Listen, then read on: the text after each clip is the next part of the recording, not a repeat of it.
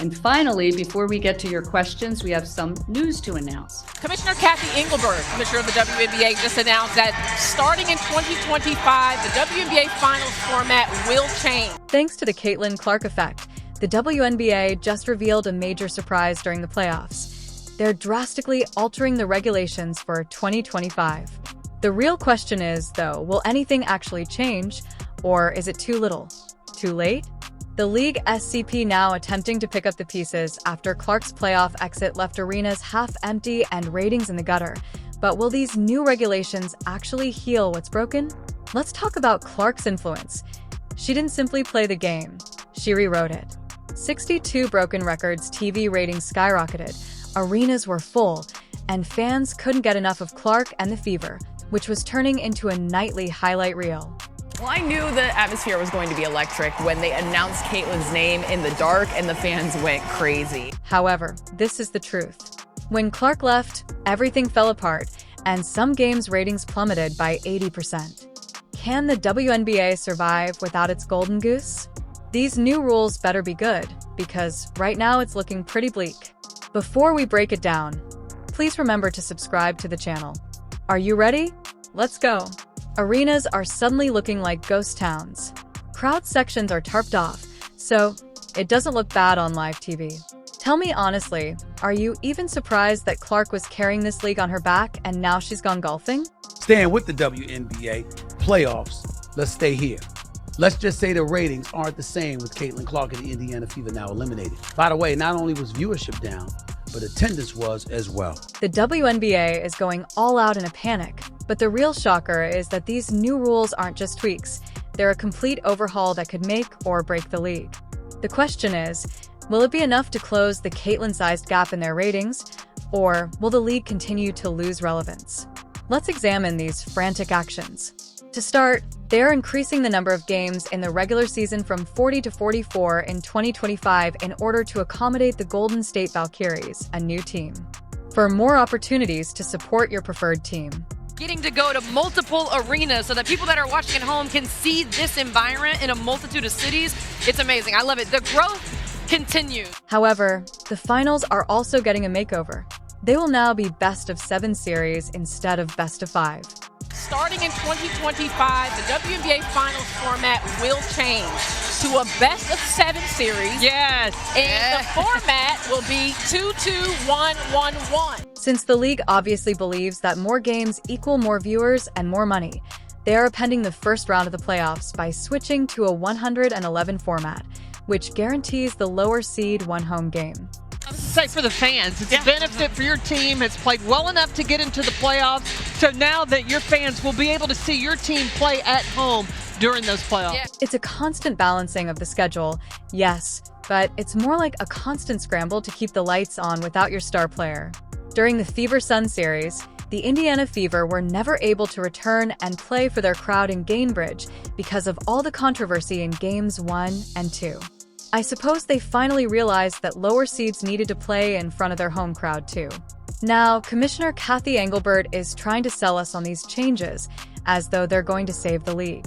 With the increased attention this year, there's also been increased scrutiny about the quality of refereeing. Curious if there has been any conversation about whether it's referee pay, referee training, anything to ensure that is as good as it can be. But let's be honest for a moment. Are these reforms truly meeting the needs of the fans? Sure, more games sound fantastic on paper, but what about the things that really count, like player safety and fair officiating, which Engelbert completely ignored? Yeah, and the one thing as a very long-term sports fan I know is that officiating and refereeing is always at the top of a fan's list, of the media's list. Obviously, not every, they're humans. It's like they're painting a new coat on a dilapidated house and calling it renovated. Let's not offend the fans, who witnessed what Clark brought to the table, not just his incredible skills, but a completely new style of play, fast-paced, joyful, exciting team basketball where teammates actually play with each other. Now that the season is longer, things are back to normal. You have to wonder if anyone in the league office is truly paying attention to the fans, because they're saying that we want the type of basketball Clark played, that we want fair calls, and that we want to see our favorite players protected on the court. But instead of addressing those fundamental issues, we get more games. Clark leaves the playoffs, and abruptly half the arena's empty TV ratings plummet faster than the Chicago Sky train wreck. The NBA's brilliant solution is to give us more of what we're already not watching. I came to see Caitlyn Clark tonight. Oh, gotta watch number 22. I've been watching Caitlyn for a couple of years, and since then I've dreamed about coming to a game. And let's take a moment to discuss those ratings. With Clark, you had games that drew in over 1 million viewers, and her playoff games brought in 2 to 3 million. Without her, you're lucky if you break 500,000. So, what's the end goal here? Are they hoping that by the time the 2025 season arrives, fans will have forgotten about the fundamental problems that are ruining the league and will only be excited with a few extra regular season games? Or are they hoping that the rivalry narrative will finally catch on fire? One white, one black. And so we have that moment with these two. But the one thing I know about sports, you need rivalry. That's what makes people watch. They want to watch games of consequence between rivals. They don't want everybody being nice to one another. Considering that there are multiple players in Kathy Engelbert's world, these alterations could potentially backfire. It's almost like the league is in denial that they had lightning in a bottle with Clark, and instead of figuring out how to recreate that magic, they're rearranging deck chairs on the Titanic. Fans aren't asking for more mediocre basketball. They want excitement. They want fair play. They want to see their favorite players. More games mean more wear and tear on players. Longer playoff series could result in more injuries. And if the officiating doesn't improve, those extra games are just more chances for fans to become irate and lose interest. I understand that change is difficult, but adding a few more games and calling it progress won't cut it. The WNBA needs to take a serious look in the mirror and consider whether these changes are truly meeting fan needs, or are they just a last-ditch effort to capitalize on the Caitlyn Clark effect. If you've watched this far and are enjoying the video, please remember to like, subscribe, and turn on all notifications. We understand that watching this video takes up some of your time, and we appreciate it. Now, let's get back to the action. I noticed when you're asking about Caitlyn a lot, you bring up other rookies as well. No league's ever about one player. That player could get hurt or whatever. So I think it's just to give recognition that in sports, people watch for compelling content and rivalries. And you can't do that alone as one person. What if I told you that Caitlyn Clark changed the WNBA's playbook on her own? Not just on the court, but also in boardrooms and homerooms, everyone is discussing revisions to the rules. But they're ignoring the obvious. Since data don't lie, let's discuss them across America. For a league in dire need of star power, Clark's jersey became the best-selling rookie jersey in WNBA history. That's not just a victory, though. Way beyond merchandise, over 54 million people watched all of her games in 2024. That's not an error. 54 million people. When was the last time that happened? And the Fever are going to be over 200,000 higher than the next highest total attendance in league history. Clarkomics, my friend! But here's where it gets serious. Without Clark on the court, nationally televised game viewership drops to 440,000, which isn't a dip, but rather a nosedive. And it's not just TV. Over 1.5 million fans attended games during Clark's season, shattering the NBA's attendance record. They weren't just spectators, they were filling AR. You might be thinking, well, but it's just one player. But you're mistaken. Clark was more than just a player. She was a cultural phenomenon who made women's basketball a must-watch on television. She also had people talking about the WNBA on social media and over water coolers.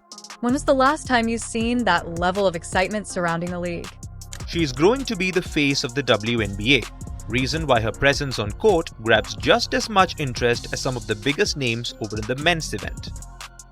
The viewership of the regular season saw 54 million people tune in to watch the WNBA, a boost of 170% from last year. The reason why people are paying attention today isn't just about Clark, it's also about what she stood for. Fast-paced, high-scoring people want to watch edge-of-your-seat basketball, but it feels like we're returning to the typical snooze fest. However, there's more to it. Fans are tired of the league's fundamental problems and aren't just missing Clark's game. Player safety is a farce. The eye poke incident and the mediocre Rookie of the Year celebration are examples of fair officiating that don't make me laugh. These aren't just small setbacks. They're signs that the league has lost sight of what players and fans truly desire. That's what's called being a consumer. You get to buy what you want to purchase. And let's take a moment to discuss management. Kathy Angelbert and her team appear more concerned with immediate profits than creating a long-lasting competitive league. They hit gold with Clark, but instead of using that momentum to boost the league as a whole, they rode the Clark wave until it crashed. Now, with these new rules, Angelbert and company are left frantically trying to patch the holes in a sinking ship. Let's talk about the elephant in the room, the things the WNBA doesn't want you to focus on. These rule changes aren't just a band-aid on a broken leg. They're a smokescreen concealing some serious problems.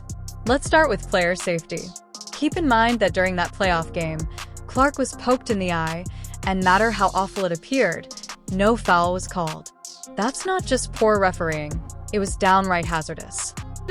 I don't even know why I would intend to hit anybody in the eye. That doesn't even make sense to me, but no, I didn't. I didn't know I hit her, actually. I was trying to make a play on the ball, and I guess I followed through and I hit her, so obviously it's never intentional. That's not even like the type of player that I am. And this isn't a singular occurrence. During her rookie season, Clark was the target of 177% of all egregious fouls in the league. That's crazy that one player took that many hits. Was the Jordan rules back in effect? No one informed us of this, but at least she won Rookie of the Year. These kinds of things make you wonder if the WNBA even cares about its stars, or if they are only interested in quick wins and easy headlines. She is breaking records left and right, changing the game as we know it.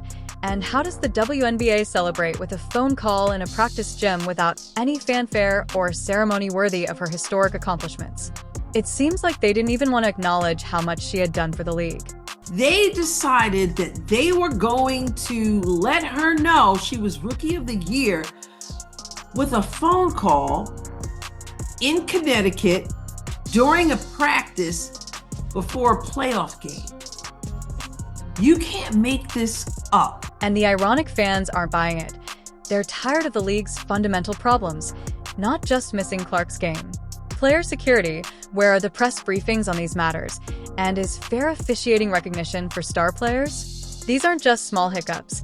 They're signs that the league has lost sight of what players and fans truly desire, and no amount of extra games or playoff adjustments will make that right. So what's the answer? Well, it's not as easy as tweaking a few regulations. The WNBA needs a total overhaul from top to bottom in order to assure fair and consistent calls across the board. They must invest in greater training for officials and tackle player safety head-on with explicit rules and sanctions for risky play. Let me speak for every one of those fans when I say, I will put my time, my effort, my enjoyment into whatever makes me happy. I enjoy watching her play, and that makes me happy. Additionally, when you have a player like Clark, they really ought to start treating their stars like stars. With these new rules, the WNBA is desperately trying to close the Clark-sized hole in their league. More games, longer playoffs sounds fantastic, but let's face it, are a few extra matchups going to address the real problems? You break records, draw millions of viewers, make a big deal out of it, and use that momentum to boost the entire league. This is the big question. Is it too late, or are these changes even the right ones to make in the first place? From where I sit, it appears that the WNBA is attempting to put out a forest fire with a water pistol. We're talking about a league that can't keep its stars safe, can't officiate fairly, and it can't even bother to celebrate its biggest talent properly. Now that Clark is gone, ratings are dropping and arenas are emptier than a politician's promises. Are we seeing women's professional basketball, or will the league take a cue from the Caitlyn Clark effect? Diminish, please share your thoughts in the comments section. Subscribe and enable all notifications so that you don't miss anything. We'll see you in the next one after you click the video on the screen.